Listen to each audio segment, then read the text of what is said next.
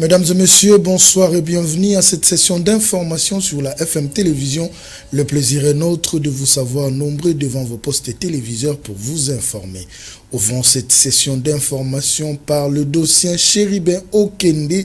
Selon les conclusions du procureur près la Cour de cassation, Chéribin Okende se serait suicidé. Il l'a annoncé lors d'une conférence de presse ce jeudi 29 février 2024 à Kinshasa. Firmin Vondé affirme qu'un agenda aurait été trouvé après perquisition du véhicule où il était mentionné.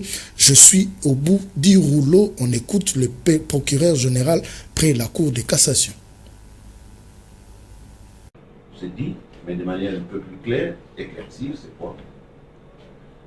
L'agenda trouvé dans le véhicule a eu ces mentions « Je suis au bout du rouleau ». Les pages qui ont suivi ont été arrachées. Par qui et pourquoi, et c'était en présence de la veuve, ce sont autant de questions que nous nous sommes posées.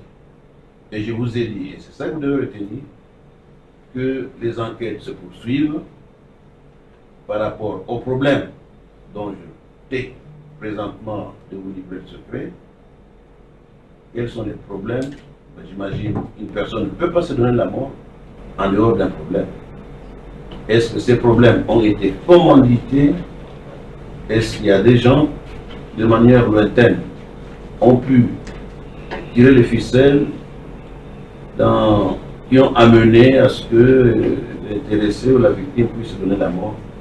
Autant de questions qui restent encore à être éludées pour y trouver des réponses. Le procureur ne l'a peut-être pas dit, le véhicule s'est arrêté là où il s'est arrêté. Les témoignages des personnes qui sont derrière, parce que c'était devant un garage,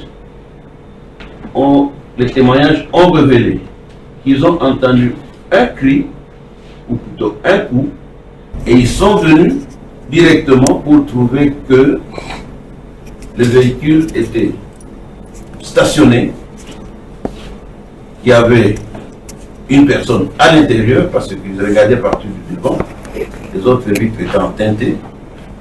Et lorsque nos équipes arrivent, il y avait d'ailleurs de petits badauds qu'on appelle chégués, qui ont déjà commencé à arracher, à voler le proviseur, soit comme ça.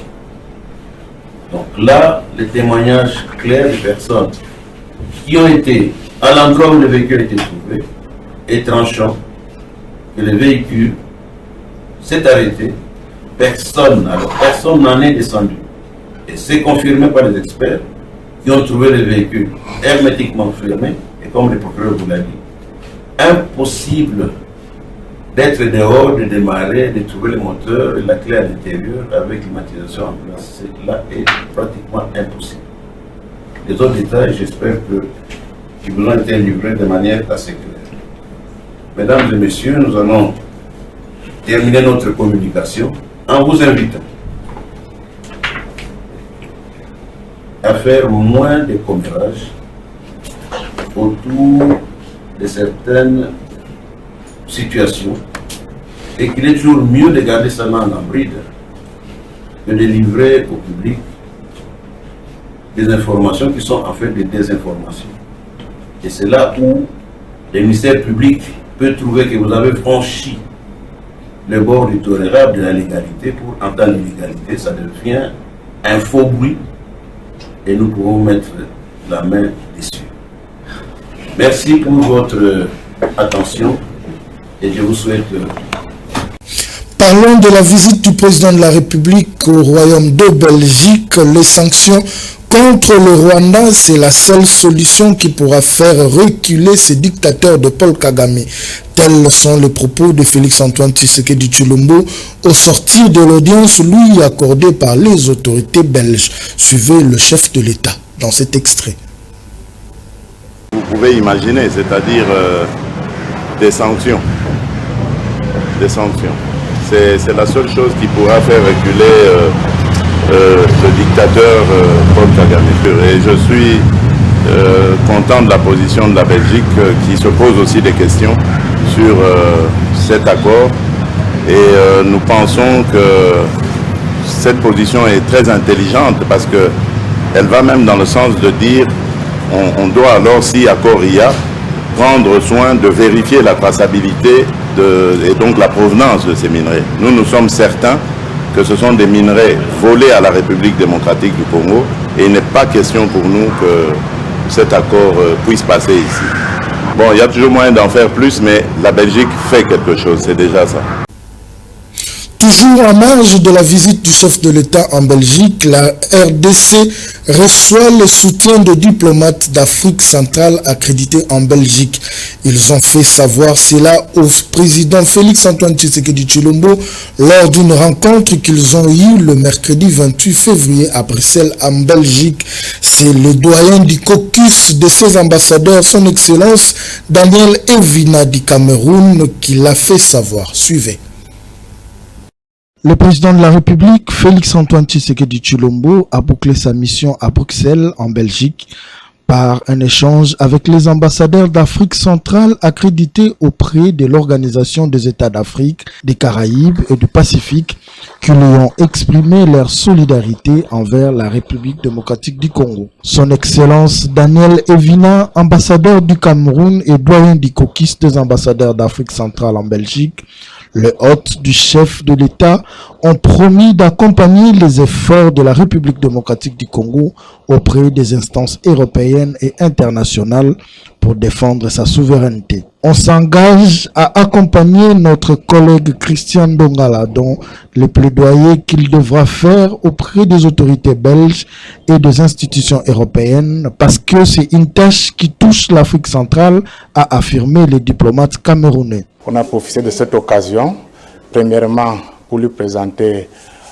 nos félicitations pour sa réélection, déjà, et puis lui présenter notre compassion, notre empathie pour la situation qui se passe dans votre pays. Nous, on s'est engagé à accompagner notre collègue, l'ambassadeur d'Angola, dans ce plaidoyer qu'il devra faire auprès des autorités belges, auprès des institutions européennes. Bref, on l'accompagne parce que c'est une tâche qui touche l'Afrique centrale. Votre pays étant un pays charnière, un pivot de la sous-région. Donc, c'est les engagements qu'on a pris pour permettre au Congo de retrouver la paix, la stabilité et que le président puisse appliquer son programme de développement pour un Congo stable et prospère. Nous vivons dans un monde de communication. Vous voyez, quand ça se passe en Ukraine, tout le monde se meurt et je crois que c'est à nous aussi de présenter les choses comme elles se passent et surtout éviter qu'il y ait deux poids, deux mesures dans l'appréciation des choses qui arrivent dans le continent. Surtout, comme je dis, c'est une situation qui ne date pas d'hier et où il y a eu des missions, des études qui ont été faites reconnaissant qu'il y a une agression et qui dit agression, il y a des gens qui ont agressé et il y a des gens qui souffrent et qui, la moindre des choses, c'est qu'il y ait une réparation, qu'on se retrouve une situation d'avant. Bref, que la vérité soit dite et que chacun retrouve sa position et puis que l'Afrique continue à se développer. Dans le même chapitre, l'ambassadeur Evina a déclaré que ces engagements sont pris pour permettre à la République démocratique du Congo de retrouver la paix, la stabilité et que le président applique son programme de développement pour un Congo stable et prospère. Poursuivant avec la situation sécuritaire dans l'est de la République démocratique du Congo, Félix Tshisekedi Tshilombo a accepté le principe d'une rencontre avec Paul Kagame sous la médiation angolaise. Cette décision a été prise lors de la rencontre entre le président congolais et angolais le mardi 27 février 2024 à Luanda, juste quelques jours après le mini-sommet d'Addis Abeba en Éthiopie qui s'était terminé en quai de poisson. Selon Dani Chamala, cette position de la RDC fait plier Paul Kagame car il est le principal agresseur de la RDC. On l'écoute dans cet extrait.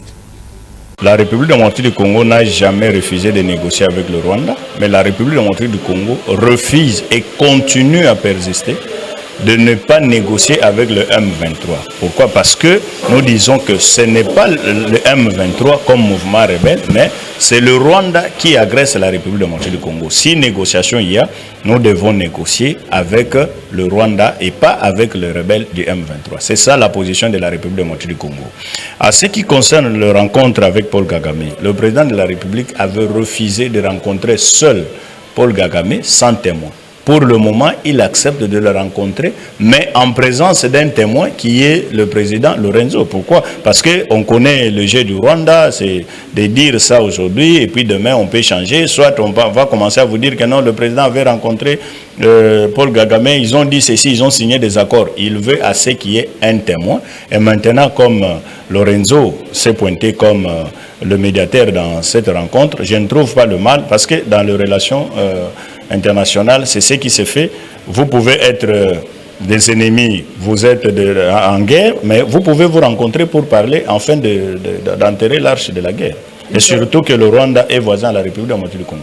Aujourd'hui, le fait que le Rwanda accepte de négocier avec la République démocratique du Congo, c'est une victoire de la République démocratique du Congo. Parce que nous, on cherchait à négocier, à parler avec Paul Kagame, avec le Rwanda, et non de parler avec le M23, qui est une fabrication du Rwanda. Vous comprenez? C'est ça notre position. Si aujourd'hui nous sommes arrivés à avoir cette réponse de négocier directement avec le Rwanda sans le M23, c'est une victoire de la République démocratique du Congo. Parce que le Rwanda disait que non, c'est un problème entre Congolais, ils doivent négocier entre eux avec le M23. Et aujourd'hui que le M23 sont mis de côté et que nous négocions avec le Rwanda, ça saute aux yeux et clairement pour tout politicien avéré, il verra effectivement que la diplomatie de la République démocratique du Congo a payé jusqu'à faire plier aujourd'hui le Rwanda qui se presse aujourd'hui à négocier avec la République démocratique du Congo. Parlons religion à présent. Les chefs des confessions religieuses de la République démocratique du Congo ont déposé ce mardi un mémorandum au siège de l'Union européenne. Une démarche qui vise l'amplification puissante de la communauté internationale afin de mettre fin à la recrudescence de l'insécurité dans la partie est de la République démocratique du Congo due à l'agression rwandaise. Fifi Kalumbu et Torres Atibou étaient témoins de l'événement. Cette descente de chef des confessions religieuses qui fait suite d'une correspondance envoyée il y a 24 heures à l'Union européenne et l'expression de leur ras-le-bol sur la recrudescence de l'insécurité dans la partie est de la République démocratique du Congo, fruit de l'agression rwandaise sous couvert du M23. Aujourd'hui, nous avons rencontré l'ambassadeur de l'Union européenne. Nous lui avons donné le mémo.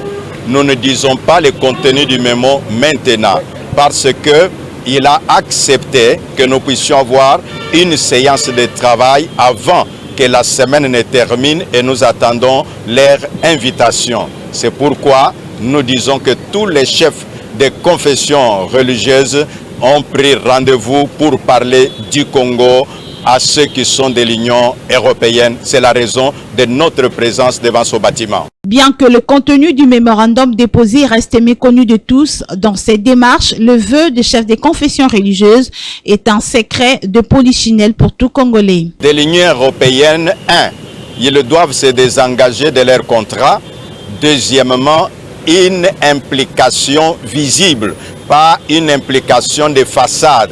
On vous dit à la bouche, nous sommes impliqués, mais sur le terrain, nous n'observons rien. Et donc, nous attendons d'eux qu'ils ordonnent les M23, ces terroristes-là, avec leur parrain, le Rwanda, que ces gens-là sortent de notre territoire. Voilà pourquoi nous sommes là et nous les voulons de tout cœur. Les chefs des confessions religieuses souhaitent l'implication puissante de la communauté internationale afin que la paix règne en République démocratique du Congo. Les confessions religieuses comme représentant la population congolaise, nous voulons la paix et pas autre chose. La paix pour le Congo qui permettra le développement de notre pays. Pour l'amour de mon pays, je ne m'étairai jamais. C'est partant de ces passages bibliques que le chef des confessions religieuses de la RDC se sont résolus de hausser leur ton pour exiger la paix en RDC. La même démarche était également prévue à l'Union africaine et également à la MONUSCO. Le problème de l'insécurité dans la ville-province de Kinshasa est à la base de plusieurs faits, notamment le braquage de motocyclistes qui sont victimes ces derniers temps. Plusieurs conducteurs de motos s'inquiètent de ce qui se passe et demandent l'implication des autorités compétentes. Delphin Moukeba et Junior Santos.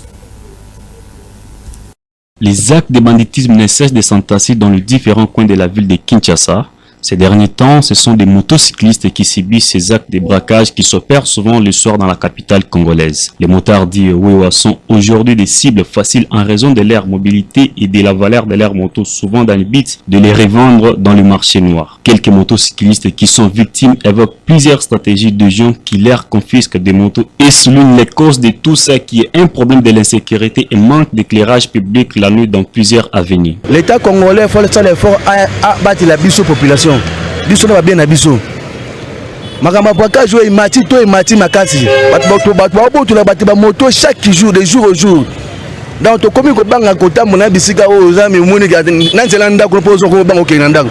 L'État congolais fa s'occuper na makambo oyo baso boto la biso ba moto chaque jour courant ezate molili partout. Bon commentaire ngana ezala ino to ya ko iba moto ekomi élevé. Moto tango ebandaki sika ezaki vraiment koyiba mate mais tango baya ba comprendre ko ba o ba salaka te batimbeli ko pa moto bakomi siko kobotola moto mingi bakozwa yo course souvent koyiba eza dépendre RT tongo moyi pourquoi dans équipe RT lokola ngai na tomba victime babotola moto na ba 5h nesinga na za victime na babotola moto na 18h na 18 baboto dans la moto za ku na mulili te be évidemment ça mingi be évidemment ça ma kaka biso na biso kaka bato moto. Les autorités locales et les forces de l'ordre sont appelées à mettre en place des mesures de sécurité renforcées telles que des patrouilles policières, des contrôles routiers et des opérations spéciales de lutte contre la criminalité. Bouclons cette édition en sport. Marcela Sakobi va peaufiner sa préparation à l'étranger après le 13e Jeux africains d'Accra grâce à l'implication du ministre du Sport et Loisirs, François-Claude Mouana Kaboulo, qui compte désormais sur tous les léopards qualifiés aux Jeux Olympiques. Je vous propose d'écouter la satisfaction de son entraîneur au micro de Lionel Ngolo. Nous avions pris un calendrier qui partait du mois de janvier et jusque pratiquement au mois de juin, avant les Jeux Olympiques, mais il s'est fait que nous avons connu du retard. C'est pourquoi nous venons voir son Excellence, Monsieur le Ministre, pour qu'il puisse nous aider. Il faut dire que nous l'avons trouvé un homme assez ouvert. Il nous a promis, et je pense que ce qu'il a dit, nous allons le vivre. Il a été très attentif envers les problèmes que nous lui avons posés et il s'est impliqué totalement. Et je pense que d'ici là, Marcela Sakobi se retrouverait à Paris pour pouvoir préparer les Jeux Olympiques. Il faut dire que nous accordons beaucoup d'importance à ces Jeux Olympiques parce que ça sera pour peut-être la première fois qu'elle ramènera une médaille. Le Congo n'a jamais eu de médaille des Jeux Olympiques et nous pensons qu'elle offre une chance sérieuse pour pouvoir nous ramener la médaille. Mesdames et messieurs, c'est par ici que nous mettons un point final à cette session d'information sur la FM Télévision. Restez branchés sur le programme de votre chaîne et bonsoir chez vous.